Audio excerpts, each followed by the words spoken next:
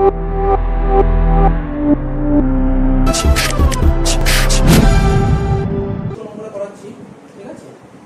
সিইউবিকম honours 2015 এ এসেছিল, ঠিক আছে। তো এই অঙ্কটা কি বলেছে, ভালো অঙ্ক দিয়েছে, মানে জাস্ট একটা ট্যাক্সের একটা রুলের অঙ্ক দিয়েছে। তো এখন মানে যে অঙ্কটা বলছি সেই অঙ্কটা আমাদের ইনকাম ট্যাক্স অ্যাক্টের, ঠিক আছে, ইনকাম ট্যাক্স অ্যাক্টের 23 সাবসেকশন 4 এই সেকশনের অঙ্ক দিয়েছে, এই সেকশনের অঙ্ক দিয়েছে। আগের বছর রুল চেঞ্জ হয়েছে, আগের বছর এই সেকশন তো অনেকদিন ধরে এই সেকশনটা চলছিল। তো যা ছিল, যা রুল ছিল সেই রুলটা আগের বছর দিয়ে চেঞ্জ করে দিয়েছে। কি চেঞ্জ করেছে, আগে কি নিয়ম ছিল, ধর একটা এসএসসির ধর একটা বাড়ি কলকাতায় আছে, একটা বাড়ি বোম্বেতে আছে, একটা বাড়ি দিল্লিতে আছে, একটা পাটনা, চণ্ডীগড়, বিভিন্ন জায়গায় বিভিন্ন সিটি ধর একটা একটা করে বাড়ি কিনে রেখেছে, ঠিক আছে। তো সেই এসএসসির পক্ষে তো নিশ্চয়ই সব কটা বাড়িতে থাকা সম্ভব না, কিন্তু কোশ্চেনে আমাকে বলে দিয়েছে এসএসসি যে বাড়িগুলো আছে বাড়িতে কোনো ভাড়া দেয়নি, বলেছে রেসিডেন্সিয়াল পারপাস, মানে সে সব কটা বাড়িতেই ও সেলফ অকুপাইড, মানে বুঝতে পারছিস তো, রেসিডেন্স ওন ইউজ করছে। বোঝার চেষ্টা কর, ধর একটা এসএসসির দ্বারা আমি একটা এক্সাম্পল তৈরি করলাম, একটা এসএসসির দ্বারা 3টে বাড়ি আছে, 3টে বাড়িতেই ও রেসিডেন্স, মানে 3টে বাড়িতেই ও থাকছে। তাই এটা তো কখনো পসিবল নয়, একটা এসএসসির 3টে বাড়ি থাকতে পারে না। এই জন্য কেননা এটা সবাই এটাই করে যে তখন ইনকাম ট্যাক্স থেকে একটা ডিসিশন দিয়েছে যে বলে না, একটা এসএসসির পক্ষে তো সব কটা বাড়িতে থাকা সম্ভব নয়, তার মানে নিশ্চয়ই ও একটা বাড়িতে থাকবে, বাকি বাড়িগুলো নিশ্চয়ই ভাড়া দিয়েছে, কেননা সবাই চাইবে যে আমি বাড়ি কিনে রাখবো, বাড়ি কিনে ইনকাম ট্যাক্সকে আমি দেখাবো না যে আমি বাড়ি কিনে রেখেছি, আমি বাড়িতে ভাড়া দিচ্ছি, কিন্তু ইনকাম ট্যাক্সকে আমি জানতে দেবো। কিন্তু ইনকাম ট্যাক্স তো অতটাও বোকা নয় যে না, একটা মানুষ ধর 3টে বাড়ি কিনলো, 3টে বাড়িতে থাকবে, এটা কখনো পসিবল না। ও একটা বাড়িতে থাকবে, বাকি দুটো বাড়িতে কি করবে, নিশ্চয়ই ভাড়া দেবে, আর নাহলে ফাঁকা পড়ে থাকবে। কিন্তু এরকম মানুষ তো খুব কম আছে, তার একটা সিটিতে মানে 3-4টে বাড়ি আছে, ও একটা বাড়িতে থাকলো, বাকি 3-4টে বাড়ি ফাঁকা রাখবে, এরকম খুব কম মানুষ দেখা যায়। বাড়িতে ভাড়াই দিয়ে দেবে মানুষ।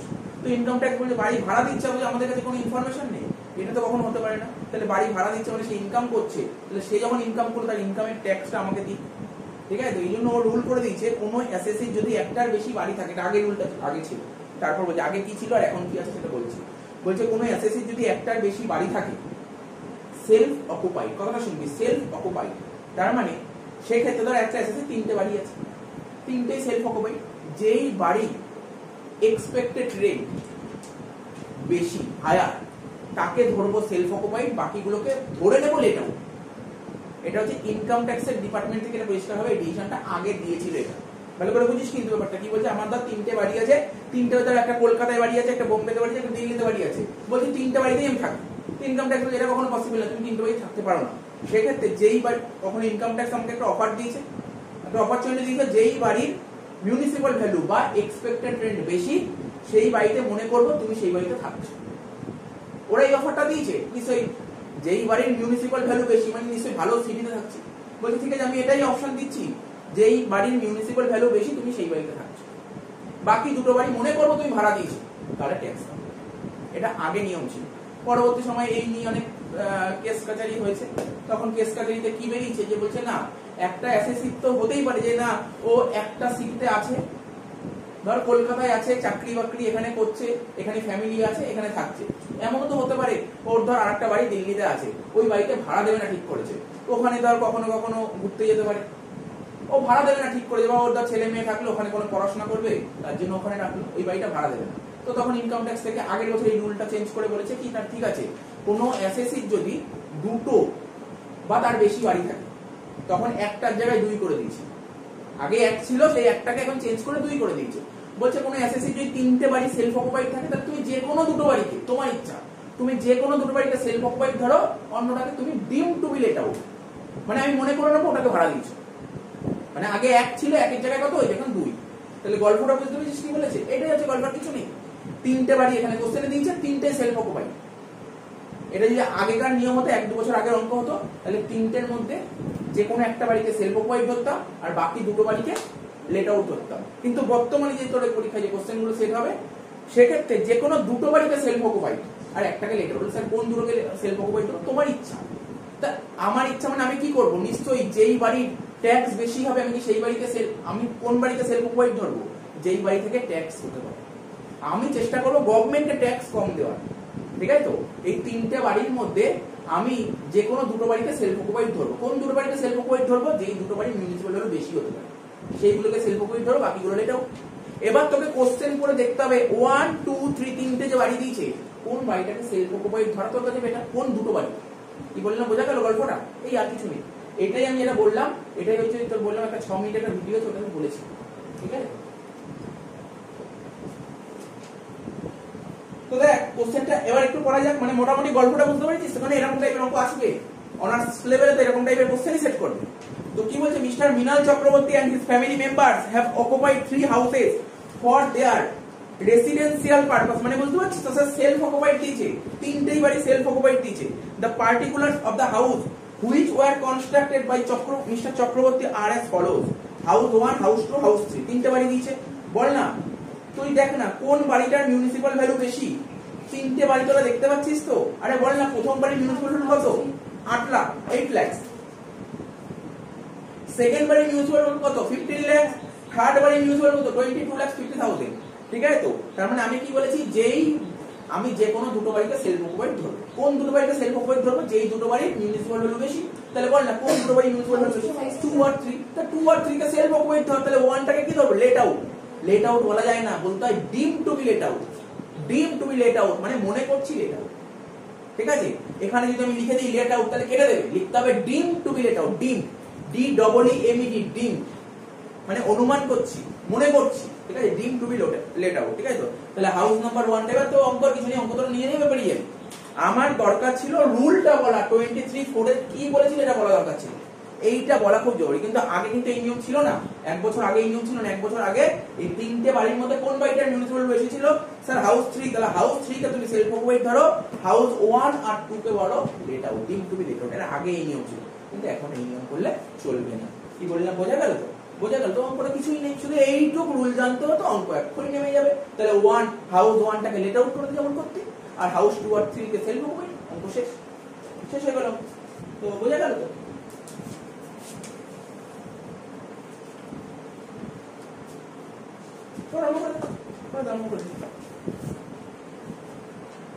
দেখি 2015 অনার্স।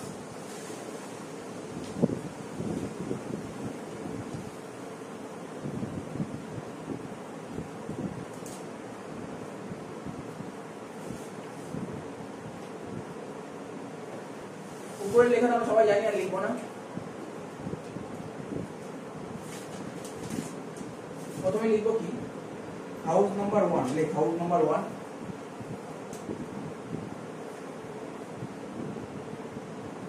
ডিম টু বি লেট আউট, ডিম টু বি লেট আউট। বুঝতে পারলি কেন লিখলাম? কথাটা লিখলাম, বুঝেছিস তো? ডিম টু বি লেট আউট। তো নম্বর করে দেনা, ঠিক আছে? আচ্ছা বলেছে নাকি কোন সিটিতে আছে?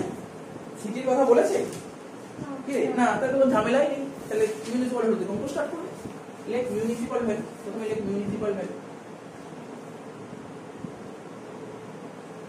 মিউনিসিপাল ভ্যালু কত বলেছে বল? 8 লাখ। মিউনিসিপাল ভ্যালু বলে দিয়েছে 8 লাখ, এখানে লিখলাম 8 লাখ। তার সঙ্গে কি করব? ফেয়ার রেট আছে কোশ্চেনে? হ্যাঁ বলেছে 18 লাখ। এগুলোর মধ্যে বড় কোনটা? 18 লাখ। স্ট্যান্ডার্ড রেন্ট বলেছে অঙ্কে? হ্যাঁ 15 লাখ।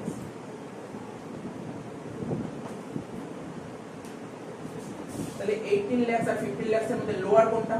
15 লাখ। এটা কি হলো? স্টেপ 1 হয়ে গেল। তোরা হাউস প্রপার্টি অঙ্ক শিখে গেছিস, আর কি শেখানোর কিছু নেই। হাউস প্রপার্টি এই কিছু কিছু জিনিস বেরিয়ে আসবে, সেই জিনিসগুলো তোদের সঙ্গে আলোচনা করতে হবে। ঠিক আছে? তো লেখ স্টেপ 1। ঠিক আছে? আর একদিন পড়াবো হাউস প্রপার্টি, তো শেষ, আর করবো না, একদিনে শেষ। ব্যাস, মোটামুটি অনেক করে দিয়েছি। স্টেপ 1 কি লিখবো? Expected rent. স্টেপ 2 তে কি লিখবো?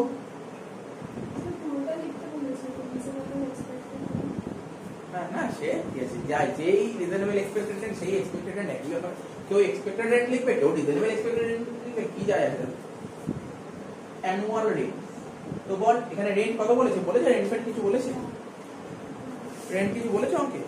না, কিছুই বলেনি, কিছুই বলেনি অ্যানুয়াল রেন্ট। তাহলে কি হবে? কিছুই কি লিখবে এখানটায়? আমি জানিই না তো, জানা নেই তো না। এখানে নীল নীল লিখবো না কিন্তু, বল না এখানে কি নীল লিখতে পারি? আরে আমি তো ইনকাম ট্যাক্স বলে তুমি মনে করছি বাড়ি ভাড়া দিয়েছি, কিন্তু বাড়ি ভাড়াটা কত পেয়েছি সেটা জানি, তাহলে এনে লিখবো, এনে লিখবো।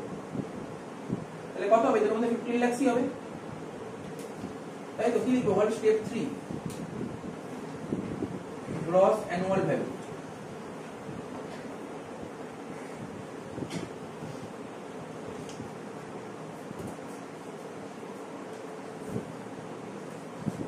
ঠিক আছে, গ্রস অ্যানুয়াল ভ্যালু লিখে দিলাম 15 লাখ। তো অঙ্ক তো হয়ে গেল, কিছুই নেই অঙ্কটার মধ্যে। কি শুধু একটা জিনিস তোরা ঘুরিয়ে ফিরিয়ে দেখলি, কিছুই না, শুধু রুলটাই ছিল মেন, তাই না? রুলটাই ছিল মেন। এই রুলটা জানলেই অঙ্কটা পারবো, না হলে অঙ্কটা পারা পসিবল ছিল না। রুলটাই মেন ছিল অঙ্কটার মধ্যে। এরকম অঙ্ক কিন্তু অনেকগুলো আছে বইতে, ঠিক আছে? এরকম প্যাটার্নের অঙ্ক। লেস কি লিখবো? Municipal tax or any other tax paid by the owner. বলে দিয়েছিল municipal tax, tax or any other tax paid by the ওনার।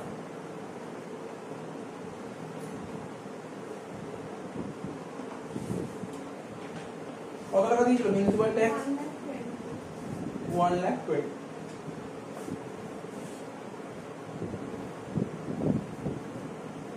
13,80,000।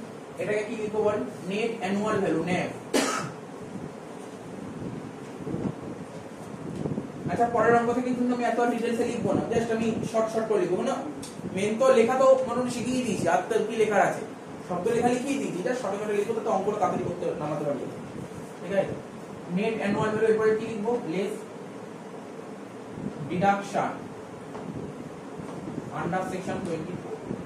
কি লিখবো? Standard deduction.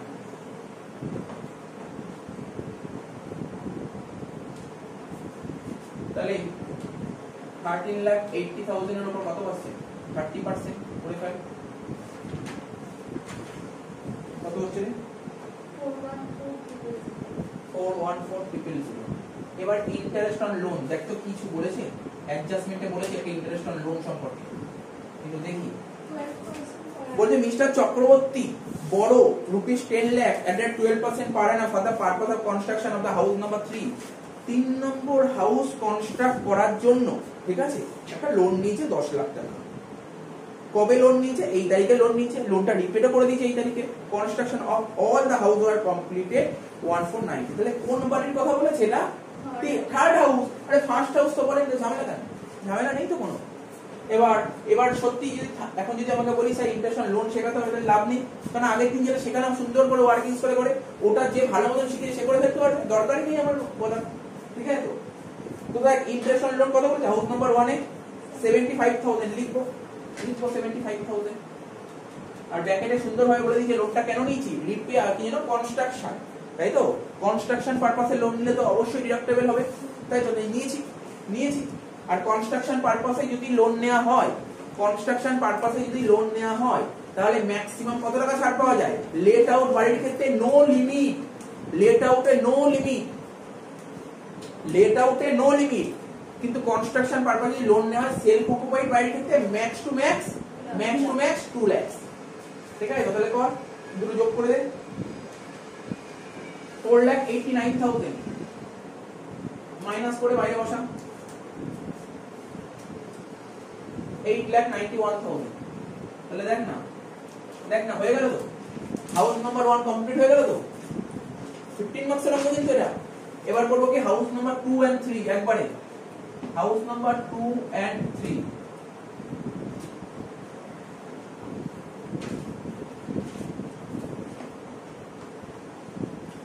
এটাকে কি লিখবো জানিস? আগেরটা কি লিখলাম? ডিম two be late out.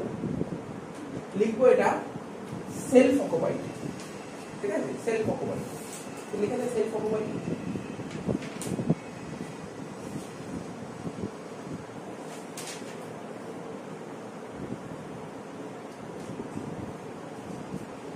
Self occupied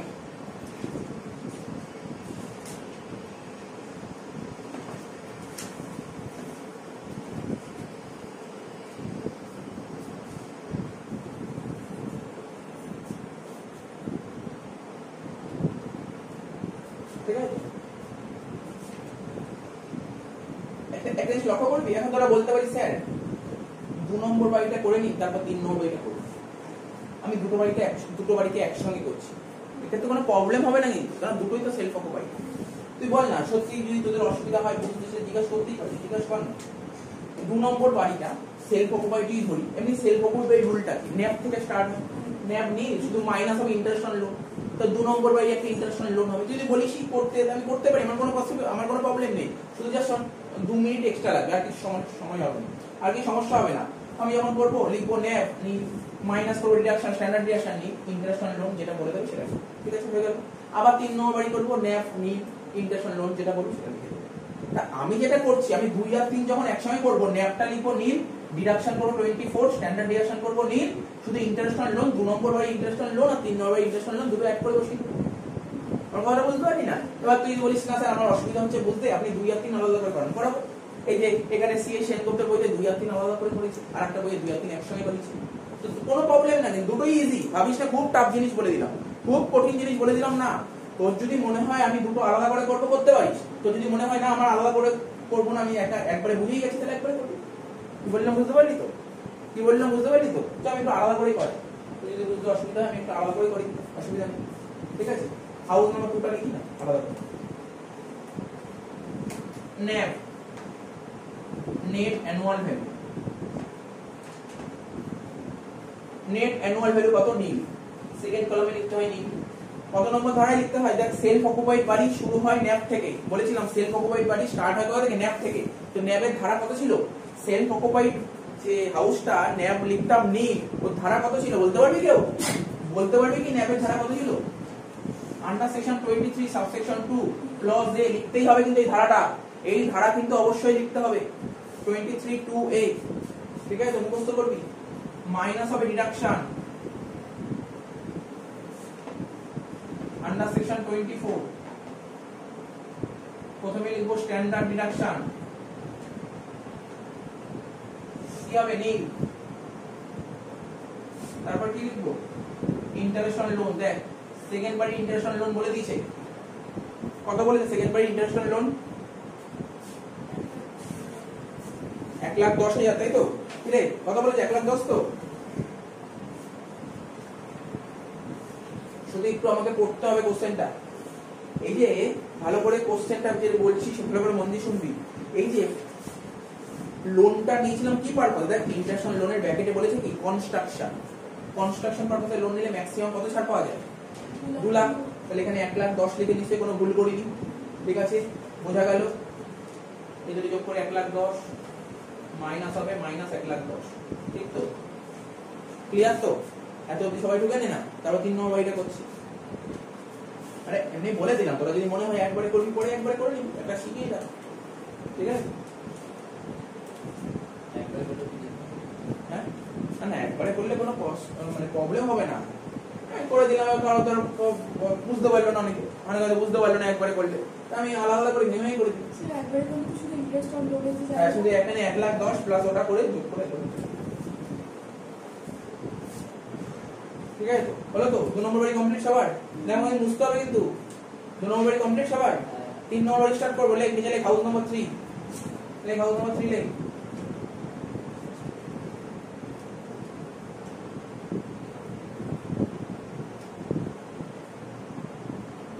লেখ হাউস নাম্বার 3 লেখ, হাউস নাম্বার 3 লেখ। করে ফেলেছি, দেখ করে ফেল, লেখা ফেল। এটা একই তো, সেলফ অকুপাইড তো। ন্যাপ হয়ে গেল নীল, তারপর লিখবো deduction 24, standard deduction nil, interest on লোনটা লিখবো, ইন্টারেস্ট অন লোনটা লিখবো।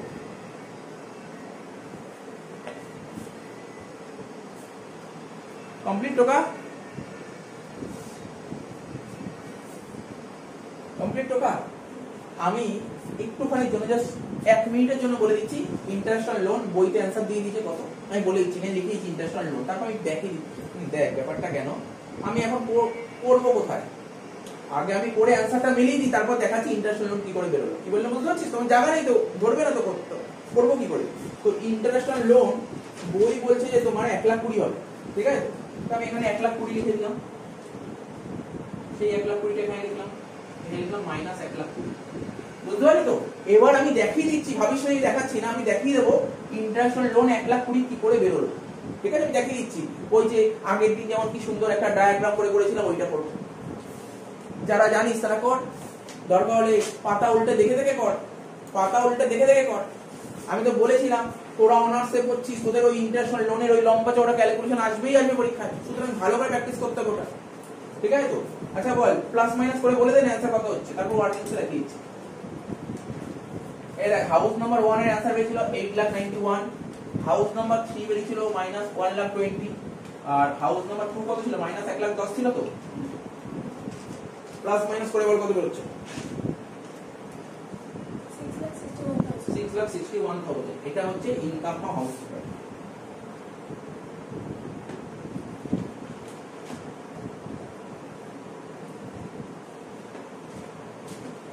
সত্যি কথা বলে, এই অঙ্কটা পরীক্ষায় এসেছিল 2015 এ। অঙ্কটা কি খুব টাফ অঙ্ক দিয়েছিল?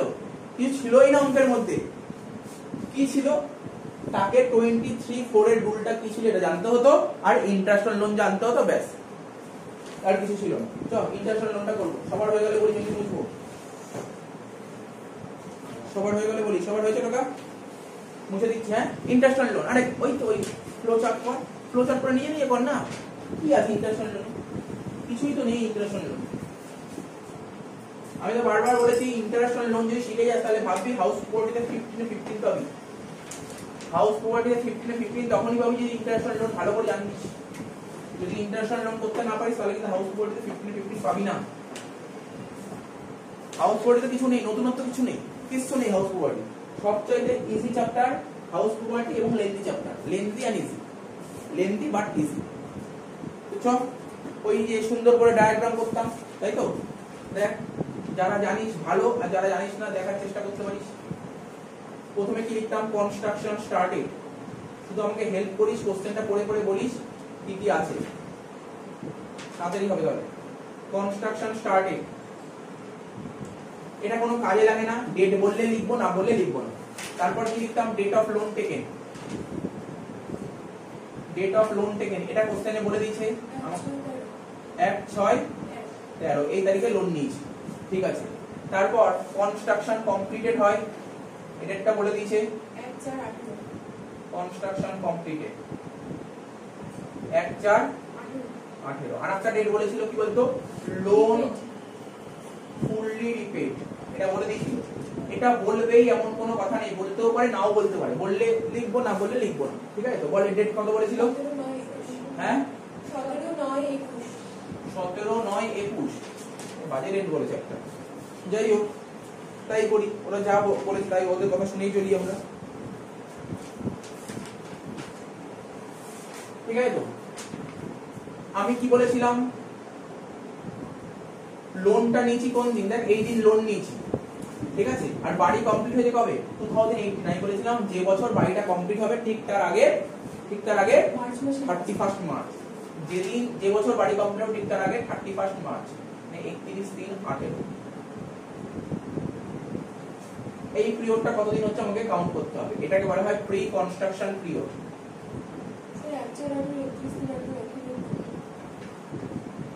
হ্যাঁ, হতেই পারে তো, না হওয়ার কি আছে? প্রবলেম এই তো। আরে আমাদের ভাবছিস এই দিন কনস্ট্রাকশন কমপ্লিট হয়ে গেল তো, আর এটা 31 একই তো দিন, একই তো দিন। সে আমি তুই যদি মনে হয় এখান থেকে এখানে ডেটটা আনতে হতে কোনো ব্যাপার নেই, আমি জাস্ট বলে দিলাম যে ফরম্যাটের জন্য ফরম্যাটে চলে গেলাম, এক্ষেত্রে কোনো ভুল নেই, কোনো সমস্যা নেই। Pre construction completed.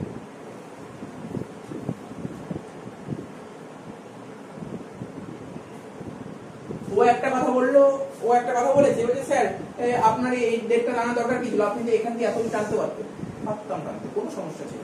আমরা আগের অঙ্কগুলোর সঙ্গে ম্যাচ খাওয়ালাম, এই জন্যই করলাম। কি বললাম বুঝতে পারলি তো? বল না, পিরিয়ড কত? 13 সালে ক মাস হচ্ছে? 7 মাস। 14-তে 12 মাস, 15-তে 12 মাস, 16-তে 12 মাস, 17-তে 12 মাস, 18-তে 3 মাস। কত হচ্ছে? কাউন্ট কর। 4 × 48, 48 আর 10 58, 58 মাস। 58 মাস। পোস্ট কনস্ট্রাকশন পিরিয়ড কাকে বলে? বলেছিলাম এই ডেট থেকে, এই ডেট থেকে, যে এই ডেট থেকে। ভালো করে দেখ, 31 আমি তোদের এই ইনফরমেশনটা, আমি তোদের এই কথাটা বলবো না, সবসময় এই ডেট থেকে দেখবি। এই অঙ্কে এই ডেট আর এই ডেট এক হয়েছে, কিন্তু সব অঙ্কে তো এক হবে না। হয়তো এই অঙ্কটাই এক্সেপশনাল অঙ্ক বেরি, প্রতিটা অঙ্ক হবে না। আমি আগের দিন দুটো তিনটে অঙ্ক করালাম, ওদের ব্যাচে 3-4টা অঙ্ক করেছি, কোনো জায়গায় পাইনি এক, এই অঙ্কে পেয়ে গেছে, ঠিক আছে, লাকিলি পেয়ে গেছে, কিন্তু সব অঙ্কে হবে না। তাই আমি সবসময় বলবো পোস্ট কনস্ট্রাকশন পিরিয়ড কোন দিন থেকে দেখতে হয়, এই দিন থেকে, এই দিন থেকে, এই দিন থেকে পোস্ট কনস্ট্রাকশন পিরিয়ড দেখবো, ঠিক আছে, এই তারিখ অবধি। লোন যেদিন রিপেড, লোন যেদিন ফুললি রিপেড হয়ে যাবে সেই দিন, এটাকে বলা হয় post construction period.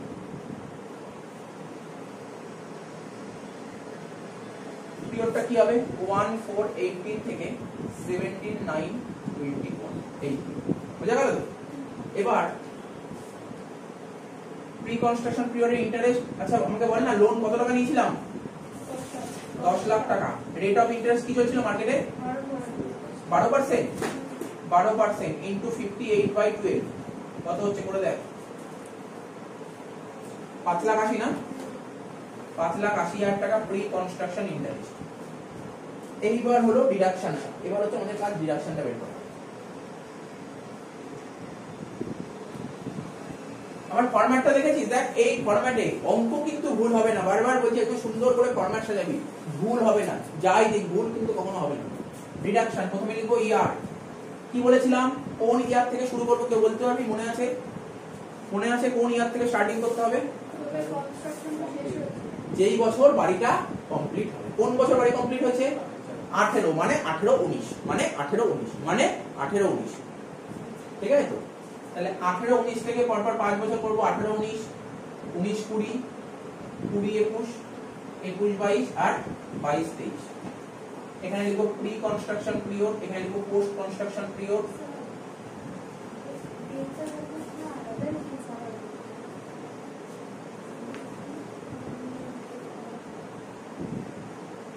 Construction completed 1/4/19।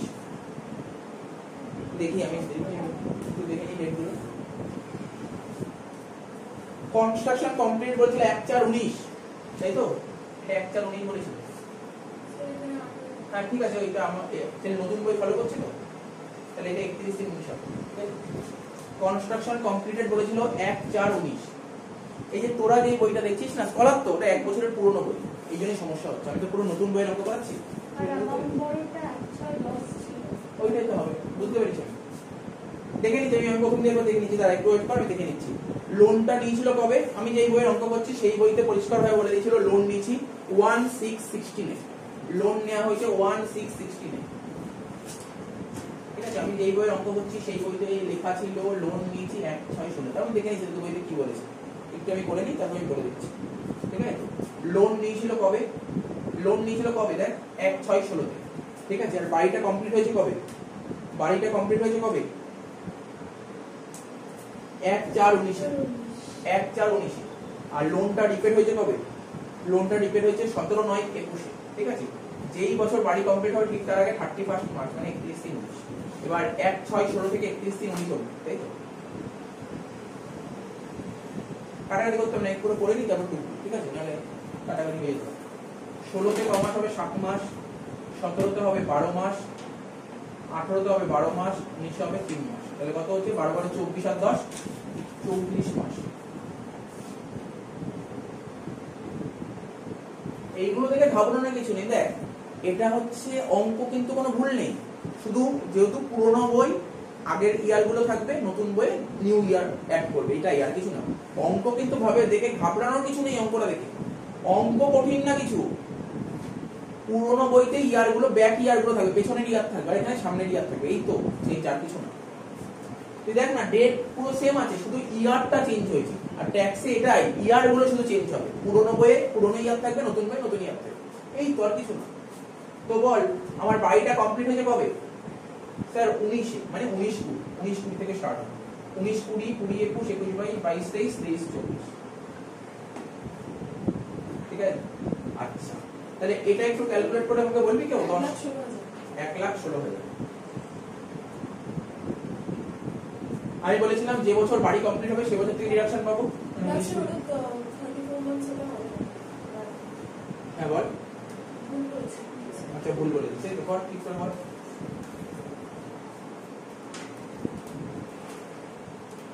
3,40,000, 3,40,000।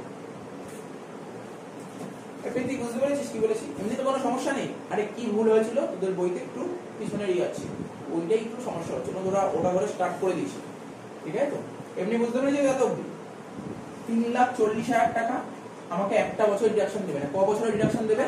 5 বছরে দেবে। তাহলে প্রতি বছর কত করে হবে? 3,40,000 কে 5 দিয়ে ভাগ করে 68, হ্যাঁ 68 68 68 68 68 68। এবার বল 1/4/18 থেকে, এটা 1/4/19 হবে, ঠিক আছে? 1/4/19 থেকে 17/9/21 মানে কোনটা পড়ছে? 19-20 পড়ছে একটা বছর, আর 20-21 পড়ছে, আর 21-22 পড়ছে। কি রে, কোনো কিছু ডাউট থাকলে আমাকে বল, তাহলে আমারও খুব বোঝাতে পারবো।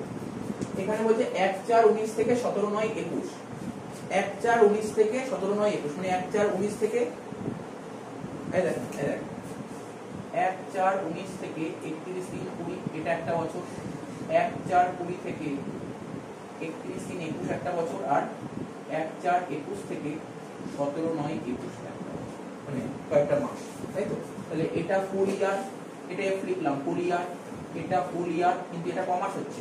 এপ্রিল পুরো, মে পুরো, জুন পুরো, জুলাই পুরো, আগস্ট পুরো, ঠিক আছে? সেপ্টেম্বরের 17 দিন। এবার একটু দেখবো এটা কি করতে চাইছে, ঠিক আছে? সেপ্টেম্বরের 17 দিন, এটাকে আমি হাফ মাস ধরতে পারি, 17 দিন আমি হাফ মাস ধরতে পারি, বা ওই 17 দিনটাকে অ্যাভয়েডও করতে পারি, সেটা আমি দেখে নিচ্ছি কি করে, ঠিক আছে? আমি এটাকে আপাতত ক মাস হচ্ছে হিসাব করে বলতো, ওই মাসটাকে ধরেই নি, ওই মাসটাকে ধরেই নি, কত হচ্ছে? তাহলে 6 মাস হচ্ছে, তাই তো?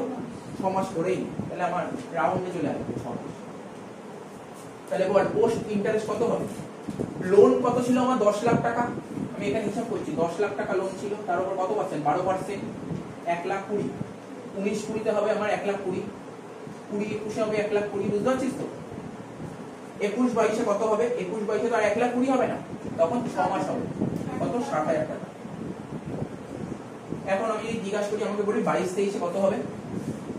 বল দেখি, কে বলতে পারি 22-23 কত হবে?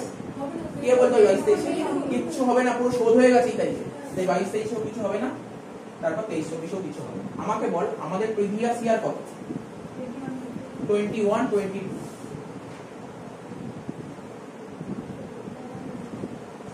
ঠিক আছে? ঠিক আছে তো? কত হলো? 68,000। আর এখানে ভালো করে দেখে নে, কোনো কোশ্চেন থাকলে করতেই পারিস, তোকে আরম্ভ করতে পারিস, ঠিক আছে? ভালো করে দেখে নে, কিছু বলবি? দেখছি আমি কি আছে, কি আসছে আমি দেখে নিচ্ছি পরে।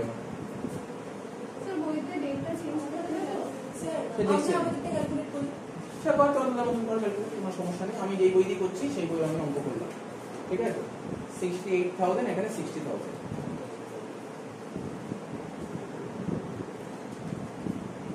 তাহলে বুঝতে পারলি তো কত বেরোলো? 68, আমাদের 21-22 তো। এটা না আমরা 5.5 মাস করি, মানে বেটার হবে। এটা শুনলি, এটা 5.5 মাস করা, এটা বেটার হবে, কারণ না আমার লোনটা রিপেড হয়ে 17/9/21, 15 তারিখ অব্দি। বুঝতে পারলি কি বললাম? এটা শুনলি কি বললাম? এটা 5.5 মাস ধরে বল কত হচ্ছে? তাহলে এটা চেঞ্জ হবে, মানে 55,000 টাকা হচ্ছে, ঠিক আছে? তাহলে 68 আর 55 কত হচ্ছে টোটাল? 60 আর 50 110 আর 13 123, 1,23,000, ঠিক আছে? এই ইন্টারন্যাশনাল লোন যেখানে 1,20,000 করেছিলাম, মানে আমার বইয়ের যে অঙ্কটা যারা করেছিস তারা 1,23,000 করবে, ঠিক আছে? 1,20,000 জায়গায় 1,23,000 করবে, ঠিক আছে? শুধু 3,000 টাকা চেঞ্জ হবে, ওটা একটু চেঞ্জ করে দেবে। কি বললাম বুঝতে পারলি তো? মানে আমি যে বইটা বললাম, এই বইটা ডেট হয়েছিল ডেট ওয়াইজ, যদি আমার ওই বইয়ের ডেট ওয়াইজ করি তাহলে 1,23,000 করবে, ঠিক আছে? কি বললাম বুঝতে পারছিস তো? আমরা বুঝতে পারছিস কি বললাম? অঙ্কটা কবে এসে দেখলাম? সিইউ বিকম অনার্স 1996, তাই তো? কোশ্চেনটা পড়ছি, বলছে কি সি দত্ত আ স্যালারিড এমপ্লয়ি। বুঝতে পেরেছিস তো কি বলেছে? ও একজন স্যালারিড এমপ্লয়ি, মানে চাকরি করে, সোজা এটা ও সার্ভিসম্যান। বলছে ড্রয়িং স্যালারি 57,500 পার মান্থ, ও প্রতি মাসে স্যালারি ড্র করে 57,500 পার মান্থ, তোর পরীক্ষায় যে কোশ্চেন সেট করবে না, এই লাইনটা লিখে দেবে না, এই লাইনটা লিখবে না। কেন জানিস তো? কেন জানিস তো? তোদের যে এবছর যে চ্যাপ্টারের কন্টেন্ট গুলো আছে, টোটাল ইনকাম এবছর নেই। টোটাল ইনকাম করবি পরের সেমিস্টারে, টোটাল ইনকাম গুলো 5th সেমিস্টারে। তো এখানে স্যালারি দেওয়ার কি মানে? আমার তো অ্যাকচুয়ালি তোর পরীক্ষায় যে কোশ্চেন দেবে, বলবে তুমি বের করো ইনকাম ফ্রম হাউস প্রপার্টি। তো ইনকাম ফ্রম হাউস প্রপার্টি করতে গেলে ও চাকরি করে কত মাইনা পায় আমার জানার দরকার আছে নাকি? তো এটা টোটাল ইনকাম করতে গেলে কাজে লাগবে। তার মানে এখানে যে লাইনটা বলেছে এটা পুরো ফাউ দিয়েছে। কি বললাম বোঝাতে পারলাম কথাটা? কি বললাম বোঝাতে পারলাম? অ্যাকচুয়ালি আগে যখন পরীক্ষার কোশ্চেন সেট হতো তখন শুধু হাউস প্রপার্টি আসতো না, টোটাল ইনকাম আসতো। তাই জন্য ওই কোশ্চেন, কারণ এটা অনেক আগেকার কোশ্চেন, 1996 তখন এরকম কোশ্চেন সেট হতো। বুঝতে পারলাম তো কি বললাম? and has occupied 3 houses for own residential purpose, মানে আবার তিনটা বাড়ি দিয়েছে residential purpose, particulars of which are as follows. House 1 house 2 house 3 সব বলে দিয়েছে, ঠিক আছে? বলেছে construction of all houses was completed May 2009। এক একজনের বইতে ইয়ার চেঞ্জ হতে পারে, ঠিক আছে? সমস্ত বাড়ি কনস্ট্রাকশন কমপ্লিট হয়েছে মে মাসে 2009 সালে। C Dutta has mortgaged all the houses for the purpose of raising loan 7% per annum as under, মানে শ্রী দত্ত বাবু ও বাড়িগুলো মর্টগেজ রেখে লোন নিয়েছে এবং লোনের উপর কত পার্সেন্ট করে ইন্টারেস্ট চাপাচ্ছে? 7% পার annum। বলছে ফার্স্ট অ্যাডজাস্টমেন্ট বলেছে হাউস নাম্বার 1 ইজ মর্টগেজ। ভালো করে পড়বি কিন্তু এই লাইনগুলো, তিনটে পয়েন্ট খুব ইম্পর্টেন্ট বলেছে। House number 1 is mortgage in favour of a firm for raising 2 lakhs which has been utilized for financing brothers marriage। মানে হাউস নাম্বার 1 বন্ধক রেখে 2 লাখ টাকা লোন নিয়েছি। কি করেছি লোনের টাকা দিয়ে? লোনের টাকা দিয়ে কি করেছি? For brothers marriage. এই কি কোনো ডিডাকশন পাবে? আমার পরিষ্কার বলা হয়েছে 5টা পারপাসে লোন নিয়ে ডিডাকশন পাবে। আরে ভাই পার্সোনাল কাজের জন্য লোন নিয়ে কোন ডিডাকশন দেবে না? তার মানে হাউস নাম্বার 1 এ যখন ইন্টারন্যাশনাল লোন করবে ওখানে নীল করবে। বুঝাতে পারলাম তো? বুঝাতে পারলাম তো? নেক্সট কি বলেছে? House number 2 is mortgage in favour of LICI for 5 lakhs। মানে তুই হাউস নাম্বার 2 বন্ধক রেখে, জানিস তো LIC থেকে লোন পাওয়া যায়, LIC কোম্পানি থেকে লোন পাওয়া যায়, জানিস তো? অনেকে LIC কোম্পানি থেকে লোন নেয়, LIC কোম্পানি থেকে লোন আর ব্যাংকের থেকে লোন কম্পারেটিভলি ব্যাংকের ইন্টারেস্টটা বেশি থাকে, LIC ইন্টারেস্ট একটু কম থাকে। আর LIC থেকে লোন পেতে গেলে খুব তাড়াতাড়ি পাওয়া যায়, ব্যাংকের মতো কোনো ঝামেলা নেই, ঠিক আছে? তো LIC থেকে LIC লোন দিবি, কারো যদি LIC বন্ড থাকে না, তুই আজকে জমা করলি 7 দিনের মধ্যে টাকা ঢুকে যাবে, এত ফাস্ট হয় কাজ LIC, ঠিক আছে? LIC ইন্টারেস্ট রেটটাও কম আছে। তো বলছে কি LIC থেকে লোন নিয়েছে, মানে হাউস নাম্বার 2 মর্টগেজ রেখে LIC থেকে 5 লাখ টাকা লোন নিয়েছে এবং এই লোনের টাকাটা কি জন্য ইউজ হয়েছে? Construction purpose. তাহলে নিশ্চয়ই ডিডাকশন পাবি তুই স্যার। তাহলে কত টাকা ইন্টারেস্ট? এখানে কিন্তু আগের মতন ওই লম্বা চওড়া ঝামেলা হবে না, ওই রকম ডায়াগ্রাম করতে হবে, এখানে কিছু হবে না। চিন্তা ভাবনা কর, শুধু অঙ্ক করলে হবে না, চিন্তা ভাবনা করতে হবে। বল না, এখানে বলেছে কবে লোন নিয়েছি? বলেছে লোন এই তারিখে লোন নিয়েছি, বল না, বলেছে কোথাও? না স্যার বলেনি তো লোন কবে নিয়েছি। তাহলে তুই কি করে করবি অঙ্ক? পারবি করতে কখনো? বলেনি তো। আরে তোকে বলেছে এই তারিখে লোন নিয়েছি, তোকে বলতো তো এই তারিখে লোন নিয়েছি। তাহলে যদি বলতো এই তারিখে লোন নিয়েছি তাহলেও পসিবল ছিল। তা যখন বলেইনি কবে লোন নিয়েছি, স্যার তুই কি করে করবি? আমার কথাটা বোঝা গেল কি বললাম? তার মানে এখানে কি করবো স্যার? 5 লাখ টাকা লোন নিয়েছি, 5 লাখের কত পার্সেন্ট? 7% ইন্টারেস্ট, 35,000 টাকা ডাইরেক্ট বসিয়ে দিই। বুঝতে পারলি তো? কত ইজি। সি কি বলেছে? House number 3 is mortgage in favour of. ভালো করে পড়বি, এটা যদি তোদের কাছে প্রত্যেকের কাছে বই থাকে, সি নম্বর পয়েন্টটা 3টে স্টার মেয়েরা। অ্যাকচুয়ালি আমি এই অঙ্কটা করানো সত্যি দরকার ছিল না, এই সি নম্বর পয়েন্টের জন্য অঙ্কটা করাচ্ছি। সি নম্বর পয়েন্টটার জন্যই অঙ্ক করাচ্ছি, ঠিক আছে? সি নম্বর পয়েন্টটার জন্য অঙ্ক করাচ্ছি। এটা আমি বেশ কিছুদিন আগে বলেছিলাম, ইন্টারন্যাশনাল লোনের যে সমস্ত কন্ডিশন আছে তার মধ্যে একটা পয়েন্ট বলেছিলাম, মনে আছে কিনা জানি না। ধর আমি ইন্ডিয়াতে বসবাস করছি, আমার লোন দরকার। ধর বাংলাদেশে আমার খুব পরিচিত একটা লোক আছে, মানে আমার রিলেটিভ আছে, আমি তার থেকে লোন নেবো, মানে লোন নিয়েছি। আমি বললাম আমাকে লোন দাও, তো যা ইন্টারেস্ট আমি তোমাকে দেবো। শুনতে পাচ্ছিস? তো 10 লাখ টাকা লোন নিয়েছি, বাড়ি ঘর করতে হবে, লোন নিয়েছি 10 লাখ টাকা। বললো ঠিক আছে লোন নাও। বলছে প্রতি বছর কিন্তু আমার ইন্টারেস্টের টাকাটা মিটিয়ে দেবো। বুঝতে পারছিস তো? এখানে ইন্ডিয়ান গভর্নমেন্ট একটা প্রশ্ন তুলে দিয়েছে, মানে লোনটা কার থেকে নিয়েছি? ফরেনের লোকের থেকে নিয়েছি। তা ফরেনের লোকের থেকে যে লোন নিয়েছি, তা লোনের উপর তো আমাকে একটা ইন্টারেস্ট দিতে হবে। তাহলে ইন্টারেস্টটা কামাবে কে? ফরেনের লোক কামাবে। তার মানে ফরেন আমার ইন্ডিয়া থেকে টাকা কামিয়ে নিয়ে যাচ্ছে। তো ইন্ডিয়ান গভর্নমেন্ট কি করবে? ভাই ফরেনের লোক আমার দেশ থেকে টাকা নিয়ে যাচ্ছে, তা ট্যাক্স নেবে না ফরেনের লোকের থেকে? অবশ্যই নেবে। তো ইন্ডিয়ান গভর্নমেন্ট আমাকে ডাইরেক্টলি বলছে তুমি ফরেনের থেকে লোন নিতে পারো, কোনো সমস্যা নেই। তো লোনের উপর যে ইন্টারেস্টটা যে তুমি ওকে দিচ্ছ, তুমি আগে টিডিএসটা, লোনের উপর যে ইন্টারেস্ট হয় তার একটা টিডিএস হয়, সেই টিডিএসটা আমাকে আগে জমা করো, জমা করে তারপর তুমি ওকে ইন্টারেস্টটা দাও। যদি তুমি জমা না করো, আমি বললাম আমি জমা করবো না, না কোনো সমস্যা নেই, জমা করবে না, তোমাকে আমি যে এই যে আন্ডার সেকশন 24 বিতে ইন্টারেস্ট লিখতে না, ওখানে তোমাকে ডিডাকশন 1 টাকাও লিখতে দেবো না। কি বললাম বুঝলে, পরিষ্কার ভাবে বলে দিয়েছে। তার মানে আমার গল্পটা বুঝতে পারলি কি বলেছে? এবার তুই লাইনটা পড়। তার মানে কি বলে জানিস তো, তুই ফরেনে যে কারোর থেকে লোন নিস তাকে ইন্টারেস্ট দিতে হবে। টিডিএস পেমেন্ট না করে, ইন্ডিয়ান গভর্নমেন্টকে টিডিএস না দিয়ে ওকে কিন্তু তুমি ইন্টারেস্ট দিতে পারবে না। যদি ইন্টারেস্ট দাও, তুমি টিডিএস না দিয়ে, তাহলে তুমি ডিডাকশন পাবে। তো বললাম বোঝা গেল, এখানে পর এখানে এটাই বলেছে। House number 3 is mortgage in favour of a non resident individual. Non resident individual মানে বুঝতেই পারছিস, নতুন করে বলার কিছু নেই। 8 লাখ টাকা লোন নিয়েছি, the loan was raised for financing construction of the house, ঠিক আছে, as the interest of the previous year 2021 payable outside India. Interest কাকে পেমেন্ট করছি? আউটসাইড ইন্ডিয়াকে, মানে ফরেনে দিচ্ছি। Is still unpaid, international loan এখনো আনপেড আছে, কোনো সমস্যা নেই। Tax has not been deducted at source, Indian গভর্নমেন্টকে টিডিএস দেয়নি, ইন্ডিয়ান গভর্নমেন্টকে টিডিএস দেয়নি, ঠিক আছে, ইন্ডিয়ান গভর্নমেন্টকে টিডিএস দিই। তাহলে বল না, আমি কি ইন্টারন্যাশনাল লোন লিখতে পারবো? লাস্টে যখন করবো ওখানে লিখতে আমাকে এলাও করবে? এলাও করবে না। তাহলে ওখানে ইন্টারন্যাশনাল লোন লিখবো নি, আমি ভাববোই না। তার মানে এই পয়েন্টটা যে না জানবে সে তো ভুল করে দেবে। ও ইন্টারন্যাশনাল লোন সেক্ষেত্রে কি করবে জানিস? ও করবে 8 লাখের 7% 56 56,000, ওকে ভুল হয়ে গেল। আমার কথাটা বুঝতে পারলি? এই নোটটা কিন্তু মাথার মধ্যে ঢুকিয়ে রাখি, যে তোর অনার্স পেপার পরীক্ষায় অ্যাডজাস্টমেন্ট থাকতেই পারে, এই অ্যাডজাস্টমেন্ট। বুঝতে পারলি তো? অঙ্ক পড়ার কিছু নেই, আর তোকে যা বলে দিলাম অঙ্ক কিছুই নেই। তাহলে ওই তো বলেছে মর্টগেজ রেখে লোন নিয়েছিল 5 লাখ টাকা, 5 লাখ টাকা লোন নিয়েছিল, তারপর 7% ইন্টারেস্ট দিয়ে 35,000 টাকা। আর একটা কথা বলে দিই, লাস্ট কার অঙ্ক হয়ে যাবে। 3টে বাড়ি সেলফ অকুপাই। আমি কি বললাম, এবার তো 23 রুল কি বলেছিল? যে কোনো দুটো বাড়ি তোমার পছন্দের যে কোনো দুটো বাড়িকে সেলফ অকুপাই ধরো, একটাকে লেট আউট ধরো। আমি কোনগুলোকে সেলফ অকুপাই ধরবো? যার মিউনিসিপাল ভ্যালু হায়ার। তাহলে বল, এখানে দেখ মিউনিসিপাল ভ্যালু কার হায়ার আছে? মিউনিসিপাল ভ্যালু হায়ার কার আছে স্যার? ওই 2 আর 3 থেকে ধর সেলফ অকুপাই, আর 1 নম্বরটা লেট আউট। কি অঙ্ক বল এটা? বুঝলি অঙ্কটা কি আছে? এই অঙ্ক পরীক্ষায় এরকম টাইপের অঙ্ক আসে। মানে কি দেখ, সত্যি কথা বলতে ট্যাক্স, আমি বলছি সত্যি কথা বলছি, ট্যাক্স সবচেয়ে ইজি সাবজেক্ট। অন্যান্য সাবজেক্ট ট্যাক্স ইজি সাবজেক্ট। কখন ইজি লাগবে, কোন স্টুডেন্ট ইজি লাগবে? যে ট্যাক্সের প্রভিশন ভালো করে পড়বে। এইগুলো আমি সব প্রভিশনের কথা বললাম। প্রভিশন না জানলে ট্যাক্সের মতন টাফ চ্যাপ্টার নেই, টাফ সাবজেক্ট নেই। ট্যাক্স মারাত্মক টাফ, যদি সে প্রভিশন যদি না জানে। সমস্ত রুল জানতে হবে, তো চ অঙ্ক আরম্ভ কর। কিছুই তো নাই অঙ্কের মধ্যে। নেক্সট, হাউস নাম্বার 1, এটা কত করছি? 1996 অনার্স।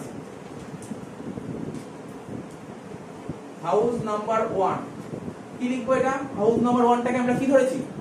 Late out. হ্যাঁ সরি, ডিম টু বি লেট আউট।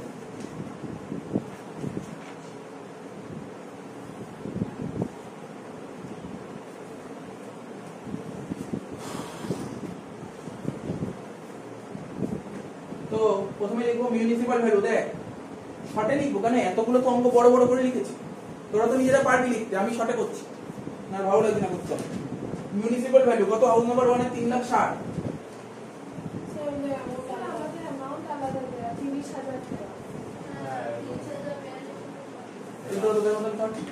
আমি এই বইয়ের অঙ্ক করছি, এই বইয়ের অঙ্কটা ধরেই করি। সিএইচ সেনগুপ্তের বইয়ের অঙ্ক। পেজ নাম্বার হচ্ছে, পেজ নাম্বার তো মিলবে না, তবু আমি বলছি 32 আশেপাশে হবে কোশ্চেন, ঠিক আছে। মিউনিসিপাল ভ্যালু বলেছে 3,60,000, আমি লিখছি 3,60,000। Fair range 4,56,000।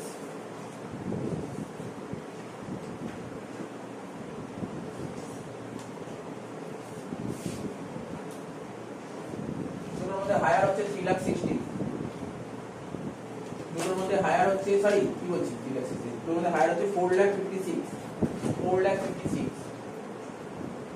এবার চলে আসবো স্ট্যান্ডার্ড রেন্টে। স্ট্যান্ডার্ড রেন্ট কত বলেছে অঙ্কে?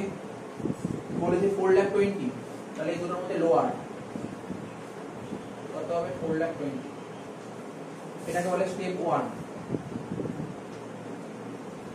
এটাকে লিখব এক্সপেক্টেড রেট।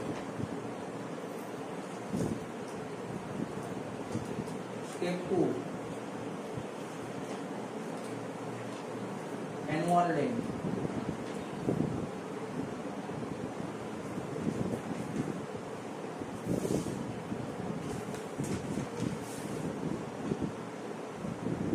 অ্যানুয়াল রেন্ট, দেখি রেন্ট কত বলেছে, কিছুই বলেনি অ্যানুয়াল রেন্ট সম্পর্কে। তার মানে কি লিখবো, একই কথা লিখবো এনে 4,20,000। স্টেপ 3 লিখবো গ্যাপ, গ্রস অ্যানুয়াল ভ্যালু। এর থেকে মাইনাস করবো কি municipal tax or any other tax paid by the owner. Municipal tax or any other tax paid by the owner. দেখা যাক মিউনিসিপাল ট্যাক্স কত বলেছে এই কোশ্চেনে,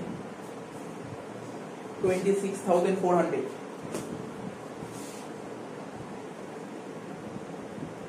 এটা থেকে 26,400 বাদ দিলে 3,93,600। 3,93,600 এটাকে বলে NAV, net annual value.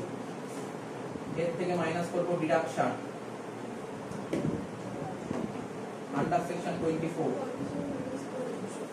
Standard deduction. ঠিক আছে, স্ট্যান্ডার্ড ডিডাকশন 30%। 3,93,600 এর উপর 30% কত হচ্ছে 1,18,080। 1,18,080। আমি এখানে আর ইন্টারন্যাশনাল লোন লিখলাম না, এখানে ইন্টারন্যাশনাল লোন লিখলাম না, কেন জানিস তো? House number 1 a house number 1 mortgage রেখে লোন নেওয়া হয়েছিল, সেই লোনের টাকা কি করেছিল, ভাইয়ের বিয়েতে কাজে লেগেছিল, এই জন্য ইন্টারন্যাশনাল লোন লাগবে না। আমি বলেছিলাম কি পারপাসে, যদি মানে কোনো পার্সোনাল পারপাসে যদি লোন নেওয়া হয় সেটা তো ডিডাকশন পাওয়া যায় না, তাই না? এখানে বলে দিয়েছিল যে এখানে যে লোনটা নিয়েছিলাম হাউস নাম্বার 1 মর্টগেজ রেখে, হাউস নাম্বার 1 মর্টগেজ রেখে যে লোন নিয়েছিলাম সেই লোনের টাকাটা কি করেছিলাম, ভাইয়ের বিয়েতে কাজে লাগিয়েছি, তাই জন্য এটা ডিডাকশন পাবো, তাই নেই। তাহলে হয়ে গেল হাউস নাম্বার 1 কমপ্লিট। কত হলো স্যার? 2,75,520 হলো তো। House number 1 complete. এবার করব হাউস নাম্বার 2। এটা কি ধরবো, self occupied.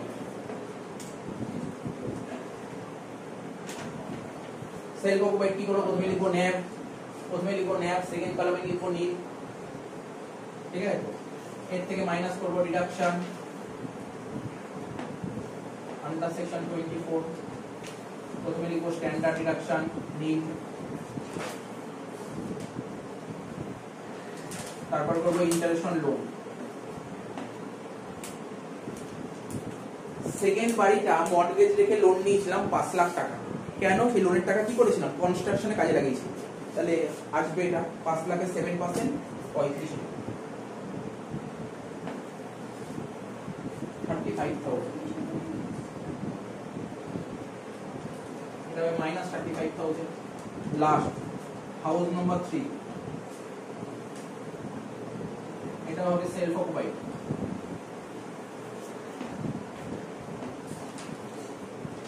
NAV nil, minus হবে ডিডাকশন আন্ডার সেকশন 24, প্রথমে লিখবো স্ট্যান্ডার্ড ডিডাকশন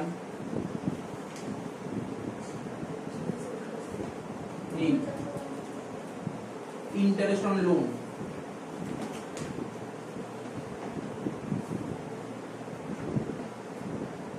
নীল,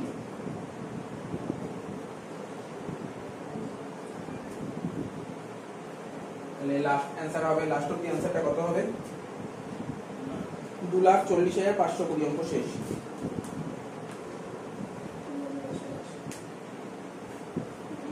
এটা হচ্ছে ইনকাম ফ্রম হাউস হোল্ড।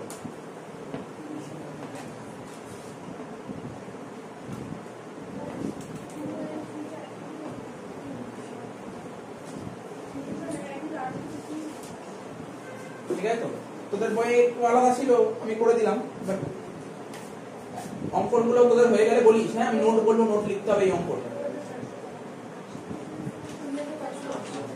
আর তোরা জানিস ট্যাক্সে ফুল মার্কস পেতে গেলে কি করতে হয়, মানে ফুল যে কোনো কোশ্চেনে ফুল মার্কস পেতে গেলে নোট দিতে হয়, প্রপার নোট দিতে হবে, নোট না দিলে নাম্বার কাটে, লাস্টে নোট দিতে হবে। যেমন এই অঙ্কটা অনেক কিছু নোট দিতে হবে, তো দেখ না এখানে যা ইন্টারন্যাশনাল লোন নীল লিখলাম আমার নোট করতে হবে না, এখানে ইন্টারন্যাশনাল লোন লিখলাম না নোট করতে হবে, দেখলো সব নোট দিতে হবে, নোট না দিলে নাম্বার কাটবে, ঠিক আছে? তো সব অঙ্কটা সবার অঙ্ক শেষ হয়ে গেলে আমাকে বলবি, আমি নোটগুলো বলবো।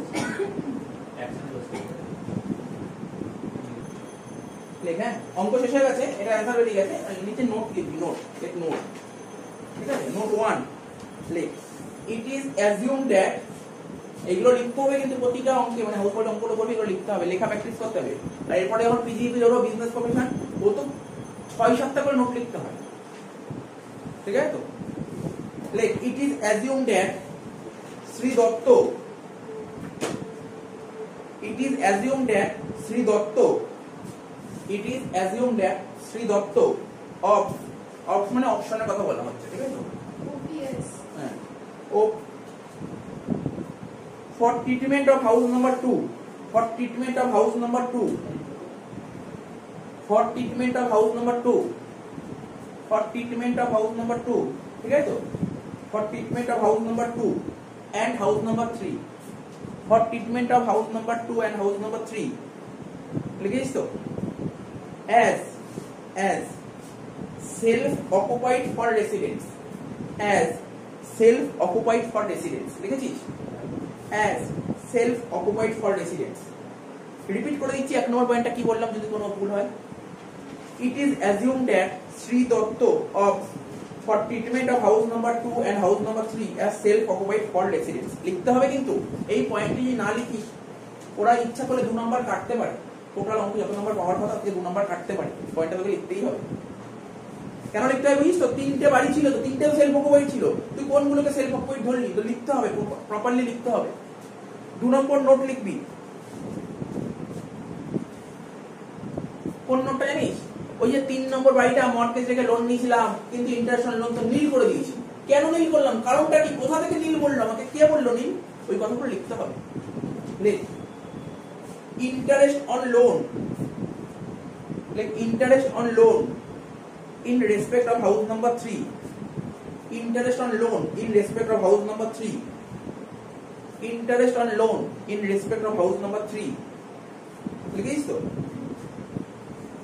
assessed, assessed, a double s e double s e d, assessed as self occupied, as self occupied, as self occupied লিখিস তো, as self occupied is not allowed, is not allowed, is not allowed, is not allowed in view of the, in view of the, in view of the provision of section, in view of the provision of section, provision of section লিখিস তো 25, 25 full stop। Tax is required, tax is required to be deducted at source, to be deducted at source, to be deducted at source লিখিস তো, to be deducted at source at the time of credit, at the time of credit, at the time of credit of such interest, of such interest, of such interest to the account, to the account, to the account of the payee, to the account of the payee, ठीक है तो, or at the time of, or at the time of making payment, or at the time of making payment thereof, thereof whichever is earlier, whichever is earlier, whichever is earlier, কি বলি বল, whichever is earlier full stop দেখিস, প্রশ্ন দিয়েছিস, like thus tax on interest on loan, tax on interest, tax on interest on loan, tax on interest on loan for the year আমাদের previous year তো 21-22 তাই তো for the year 21-22 for the year 21-22 ঠিক আছে তো should have been deducted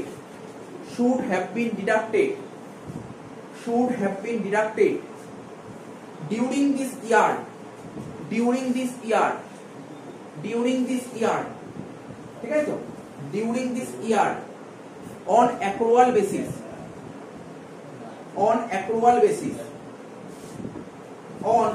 basis বুঝিস তো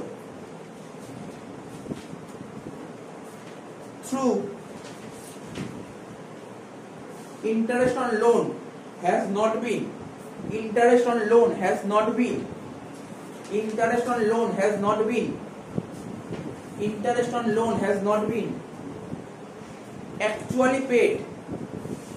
actually paid during the year